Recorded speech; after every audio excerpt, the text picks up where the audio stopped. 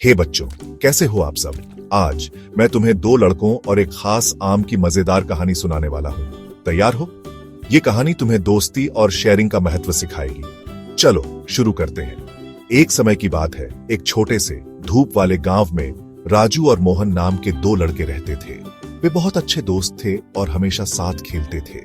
एक सुबह उन्होंने दोनों ने एक रसीला आम पेड़ से लटका हुआ देखा।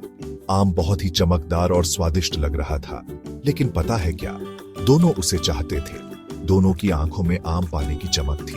राजू अपनी तेज टांगों से सबसे पहले आम के पेड़ तक दौड़ा। वो बहुत उत्साहित था और सोच रहा था कि आम पाकर वो कितना खुश होगा। वो कूदा और आम तक पहुंचने की कोशिश की, लेकिन वो बहुत ऊंचा था। राजू ने कई बार कोशिश की, लेकिन हर बार असफल रहा। मोहन ने राजू को संघर्ष करते देख खुद भी कोशिश करने का फैसला किया। उसने सोचा कि शायद वो आम तक पहुंच सके। वो पेड़ पर चढ़ गया, उस स्वादिष्ट फल तक पहुंचने की कोशिश कर रहा था। मोहन ने भी कई बार कोशिश की, लेकिन आम बहुत ऊंचा था। जैसे ही दोनों ने आम पकड़ने की कोशिश की, वे बहस करने लगे।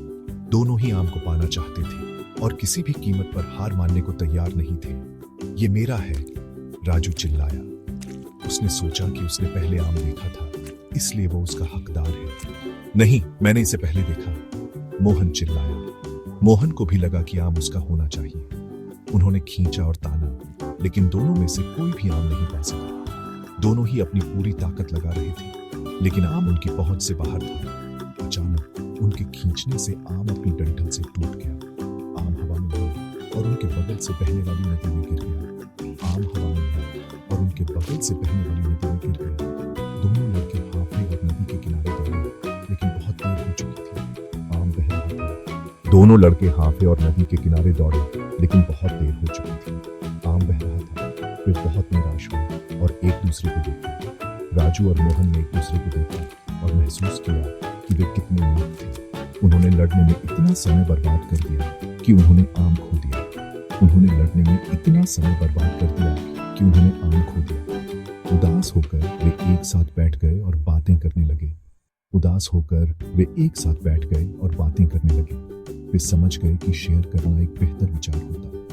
वे समझ गए कि शेयर करना एक बेहतर विचार होता। तभी एक बूढ़ा आदमी वहां से गुजर रहा था। उसने लड़कों और उनके उदास चेहरों को देखा। उसने लड़कों और उनके उदास चेहरों को देखा। वो मुस्कुराया और बोला, बच्चों, याद रखना, कभी कभी लड़ने और सब कुछ खो देने से अच्छा है कि बांट लो और दोस्त बनो। राजू और मोहन ने सिर हिलाया। बूढ़े आदमी की बुद्धिमानी भरी बातें समझ गए।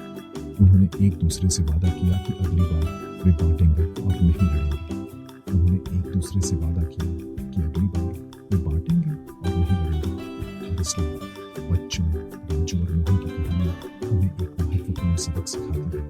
बहस करने और मस्ती से छूटने से अच्छा है कि हमेशा शेयर करें और दोस्त बने। सुनने के लिए धन्यवाद और याद रखना, शेयरिंग इज केयरिंग। सुनने के लिए धन्यवाद और याद रखना, शेयरिंग इज केयरिंग। अगली